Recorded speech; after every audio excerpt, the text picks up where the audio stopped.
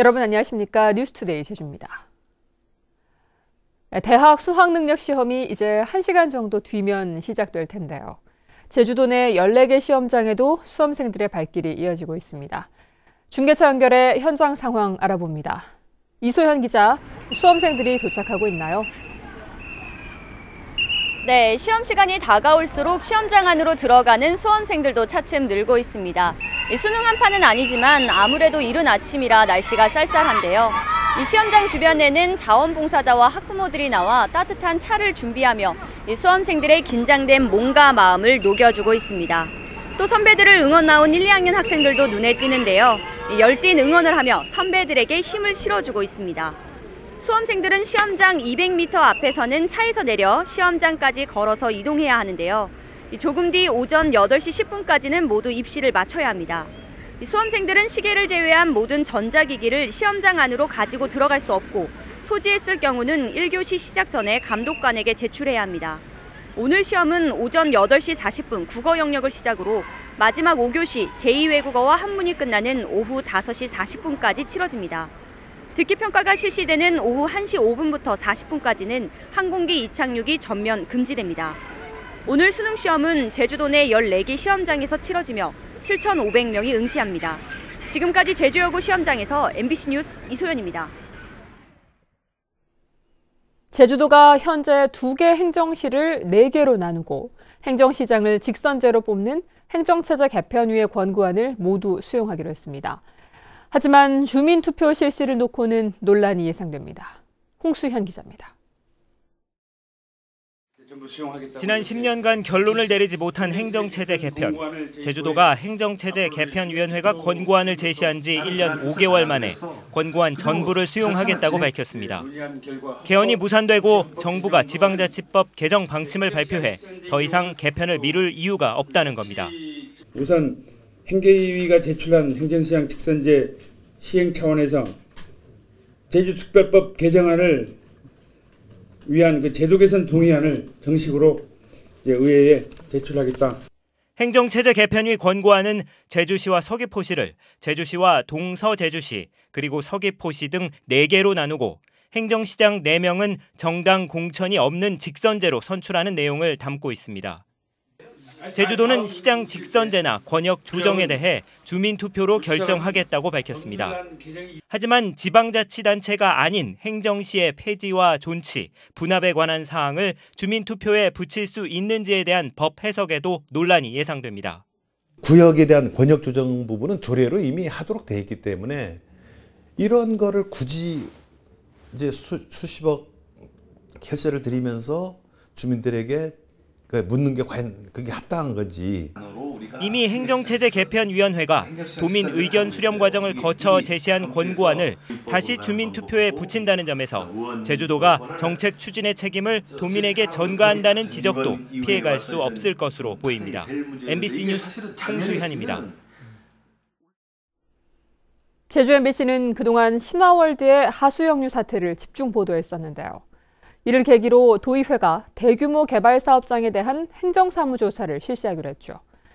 행정사무조사 특위가 구성돼 본격적인 활동을 시작하면서 전현직 도지사를 증인으로 채택하는 등 강도 높은 조사를 예고했습니다. 김찬년 기자입니다. 우여곡절 끝에 도의회를 통과한 대규모 개발 사업장에 대한 행정사무조사. 도의원 8명으로 구성된 행정사무조사 특별위원회가 본격적인 활동에 돌입하며 더불어민주당 이상봉 의원을 위원장으로 선출했습니다. 이 위원장은 개발사업 인허가 과정에 대한 의혹을 남기지 않기 위해 전현직 지사를 증인으로 채택해 6개월에서 1년가량 강도 높게 조사하겠다고 밝혔습니다. 도시개발 전반에 대해서 대규모 사업장의 전반에 대한 제도적인 위법한 점이 무엇인지 그런 걸 꼼꼼히 살펴봐가지고 제도 개선할 부분이 있으면 제도 개선해야 될 것이고 시간에 쫓기지 않으면서도 내실 있는 조사가 될 수 있도록 최대한 노력을 하도록 하겠습니다. 조사 대상은 하수 역류 사태로 인허가 특혜 논란을 빚은 신화 역사공원 등 50만 제곱미터 이상의 개발 사업장 22곳. 인허가 과정 전반을 살피고 개발 사업이 환경에 미치는 영향과 사업자에게 특혜를 주는 대신 제주도가 입은 재정적 피해 규모 등을 구체적으로 조사할 계획입니다. 성역 없는 조사를 예고했지만 사업장 수십여 곳을 1년 내에 조사한다는 계획에 회의적인 시각도 존재합니다. 이 범위를 확 넓혀가지고 문제가 되지 않는 거에서도 광범위하게 들어간다. 그 세부적으로 들어간다 하면은 이게 기간적으로도 모자라고 진짜 필요한 부분들에서 세세하게 정밀하게 접근하지 못할 수 있다는 거죠. 실제 부산시의회의 경우 최근 5개 사업장을 행정조사하는 데만 1년, 서울시의회는 사업장 한 곳을 조사하는 데만 6개월이 소요됐습니다.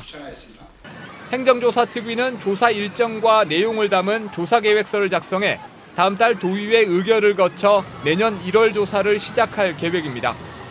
조사 대상이 워낙 많아 부실 조사에 대한 우려가 큰 만큼 조사 계획서에 포함될 조사단 규모와 구체적인 조사 기간에 관심이 쏠리고 있습니다. MBC 뉴스 김찬년입니다. 네, 이렇게 도의회가 하수역류 사고가 발생한 신화역사공원 등에 대한 행정사무 조사를 예고한 가운데 제주도가 하수 문제 해결을 위한 개선 대책을 발표했습니다. 사업장별로 제각각이던 물 사용량 기준을 통일하고 시설관리공단도 설립하기로 했습니다. 보도에 박주연 기자입니다. 지난 8월 하수 역류 사고가 발생한 제주 신화월드. 하수 발생량 산정의 기준이 되는 일일 물 사용량 규정을 절반으로 줄여 적용해서 생긴 일입니다. 제주도는 이 같은 사태를 막기 위해 사업장별로 제각각이던 물 사용량 기준을 통일하기로 했습니다. 단지형 개발 사업은 하수도 정비 기본 계획을, 개별 건축물은 환경부의 건축물 용도별 기준을 적용하도록 했습니다. 5년 단위로 적용됐던 물 사용량 기준은 해마다 조정에 반영하기로 했습니다. 해초년도 걸 기준으로 하면 여러 가지 기준이 맞지 않기 때문에 저희들은 매년 이거를 산정해서 그 해 연도에 맞게 기준을 다시 바꾸겠다. 그것이 저희들은 합리적이라고 봅니다. 예. 오는 2025년까지 도내 8개 하수 처리장 시설 용량을 하루 42만 8천 톤으로 갑절 늘려 하수 처리난을 해결하고 내년 9월까지 시설관리공단을 설립해 하수 유출 사고에 신속히 대응하기로 했습니다. 개발 사업장의 중수도 시설을 확대하고 원인자 부담금 부과 대상도 강화하기로 했습니다. 하수도 원인자 부담금의 합리적 조정과 방류관 개선 등을 통해서 하수 처리장 방류수의 해양 수질 개선을 위한 노력도 함께 경주해 나가겠습니다. 제주도는 행정부지사를 단장으로 9개 실국장이 참여하는 하수관리 종합기획단을 구성해 이 같은 개선 대책을 속도감 있게 추진한다는 계획입니다. 하지만 처리장 증설 과정에서 주민 반대가 속출해 이를 어떻게 해결하느냐가 하수 처리난 해결의 관건이 될 것으로 보입니다.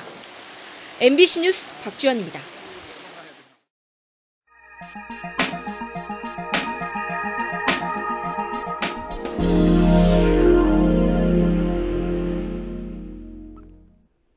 통일 트랙터 품앗이를 아십니까? 시민 성금으로 북한에 트랙터를 보내 민간 교류와 협력의 장을 마련하자는 건데요. 지역 단위에서는 처음으로 전남 순천에서 운동본부가 결성돼 사업이 가시화되고 있습니다. 박광수 기자가 보도합니다. 도심 복판에 나타난 60마력급 대형 트랙터 주변에서 환호가 터져나옵니다. 국민들의 성금으로 북한에 농기계를 보내 남북 민간 협력의 첫 장을 만들자는 시민운동. 이른바 통일 트랙터 품앗이의 첫 결실입니다. 통일 트랙터 만세! 만세! 평화 통일 만세! 만세! 통일 트랙터는 전국 농민회 총연맹이 북한의 농업근로자 동맹과 의기투합해 민간 차원의 첫 남북 교류 협력 사업 모델로 지난달 초 구체화됐습니다. 농기계가 부족한 북한에 트랙터 100대를 보내 제2의 소대 방북을 실현하자는 취지입니다. 기초지자체로는 전국에서 처음으로 결성된 순천운동본부에는 농업인 단체는 물론 40여 시민단체가 함께해 남북 민간협력 사업에 대한 뜨거운 관심을 반영했습니다. 사람이 오가고 물자와 정보가 오가는 전면교류의 시대를 통일 트랙터로 열어나갈 것이다.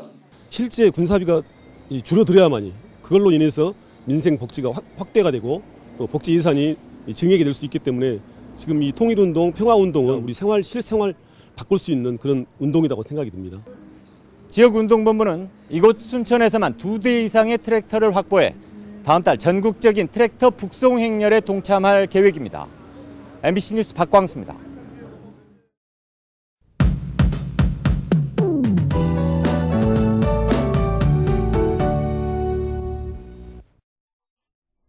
수능일인 오늘은 대체로 맑겠고 오후부터는 차차 구름이 많아지겠습니다. 한편 오늘도 한라산 정상 부근에는 서리가 내리고 얼음이 오는 곳이 있겠는데요. 등산 계획 있으시다면 안전사고에 각별히 주의하셔야겠습니다. 오늘 기온은 평년과 비슷하겠습니다. 다만 일교차가 크겠는데요. 아침 기온 11도로 출발해서 낮 기온 17도로 아침과 낮 기온 모두 어제보다 1도가량 높겠습니다. 다음은 자세한 지역별 날씨입니다. 오늘 아침 북부 지역 대체로 맑은 가운데 기온은 10도 내외로 출발하고 있습니다. 서부 지역의 아침 기온 어제와 비슷하게 출발해서 낮 기온 어제보다 2도가량 높을 것으로 예상되고요. 남부 지역도 대체로 맑은 가운데 기온은 평년과 비슷하겠습니다. 동부 지역 현재 11도 내외로 나타나고 있고 낮 기온 구자와 표선 19도까지 오르겠습니다. 산간 지역도 대체로 맑은 가운데 오늘 아침 윗세오름 영하 5도로 쌀쌀하겠습니다. 도서 지역의 오늘 아침 기온은 13도 내외로 출발해서 낮 기온 16도에서 20도로 전망됩니다. 바다의 물결은 남쪽 먼바다에서 최고 2m까지 비교적 높게 일겠습니다. 오늘 아침 광주공항에는 저시정특보가 발효 중이고요. 제주공항은 맑은 하늘이 드러나고 있습니다. 주간 날씨입니다. 내일은 대체로 흐리고 낮부터 가끔 비가 오는 곳이 있겠고요. 모레 토요일에 잠시 소강 상태를 보이다가 일요일에 또 한 차례 비가 내릴 전망입니다. 기상정보였습니다. 어제 저녁 7시 20분쯤 제주시 한림읍 금악리의 한 비닐하우스 창고 인근에서 73살 강모 씨가 울타리와 농기계 사이에 끼이면서 크게 다쳐 인근 병원으로 옮겨졌지만 숨졌습니다. 소방당국과 경찰은 신고자 등을 상대로 정확한 사고 경위를 조사하고 있습니다. 제주지방법원 성준규 판사는 보육료를 부정수납한 전 공립어린이집 원장 A씨가 자신이 투자한 어린이집 시설비를 돌려달라며 제주도를 상대로 제기한 소송에서 원고의 청구를 기각했습니다. A씨는 2014년 보육료를 부정수납한 혐의로 벌금형을 선고받은 뒤 제주도가 위탁 운영 취소 처분을 내리자 제주도를 상대로 소송을 제기했습니다. 재판부는 지자체가 공립어린이집 위탁 운영자에게 시설비를 부담시키는 것을 금지하는 조항이 없다며 이같이 판결했습니다. 제주도가 지방세 고액 상습 체납자 13명의 명단을 도청 홈페이지에 공개했습니다. 이들은 1,000만 원 이상 지방세를 체납한 지 1년이 지난 개인과 법인들로 체납액은 6억 7천만 원에 이릅니다. 제주도는 6개월간 소명 기간 동안에도 특별한 사유 없이 체납액을 납부하지 않아 공개를 결정했다고 밝혔습니다. 제주도는 공공스포츠클럽인 제주스포츠클럽의 사단법인 설립 신청을 허가했습니다. 제주스포츠클럽은 도체육회가 정부의 대도시형 공공스포츠클럽 공모사업에서 선정돼 구성된 것으로 한라체육관 등을 거점으로 삼아 농구와 탁구, 요가와 댄스 스포츠 등 5개 종목을 운영할 예정입니다. 제주스포츠클럽은 3년간 정부로부터 9억 원과 제주도로부터 9천만 원을 지원받아 운영됩니다. 제주도의회가 4.3 특별법 개정안의 연내 국회 처리에 힘을 모으기로 했습니다. 제주도의회 4.3 특별위원회는 2차 회의를 열어 4.3 특위 활동 계획서를 채택하고 최우선적으로 4.3 특별법 개정안의 연내 처리에 집중하기로 했습니다. 활동 계획안에는 4.3의 새로운 비전을 설정하기 위한 연구와 세대 전승, 4.3 희생자와 유족에 대한 복지 확대 등 5가지 계획이 포함됐고 4.3 특별법 제정 20주년을 기념하는 행사도 준비하기로 했습니다. 4.3 70주년을 맞아 제주 MBC가 제작한 10부작 다큐멘터리 멈출 수 없는 기억이 오는 17일부터 매주 토요일 오전 9시 25분에 방송됩니다. 이번 다큐멘터리는 4.3 당시 일본에 밀항한 제1제주인 1세대들이 역경을 헤치고 다방면에서 활약하는 삶을 조명했습니다. 제주도는 이번 프로그램을 제1제주인센터와 재외도민회 등에 배포해 교육 자료로 활용할 계획입니다.